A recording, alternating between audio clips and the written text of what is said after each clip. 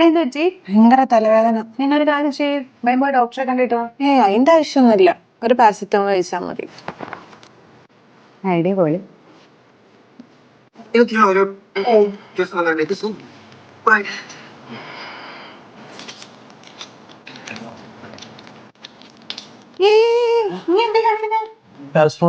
എത്രാമത്തെ പ്രാവശ്യം കഴിക്കുന്നത്? എനിക്ക് തലവേദന. വെറുതെ ഡോക്ടറുടെ കൺസൾട്ടേഷൻ അതൊന്നും കഴിക്കാനൊക്കെ അല്ലേ?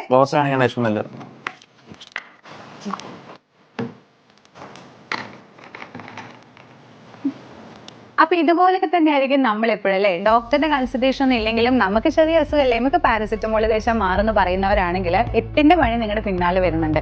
എന്താണ് സംഭവം എന്നല്ലേ, നമ്മൾ ഇതുപോലെ പാരസെറ്റമോൾ ഒക്കെ ഓവർ ഡോസ് ആയിട്ട് കഴിക്കുന്ന സമയത്ത് നമ്മുടെ ഇന്റേണൽ ഓർഗൻസ് ആയിട്ടുള്ള കിഡ്നി, അതുപോലെ തന്നെ ഹാർട്ട്, പിന്നെ ഉദരം, ഇതിനൊക്കെ വലിയ വലിയ പ്രശ്നങ്ങളാണ് നേരിടേണ്ടി വരിക.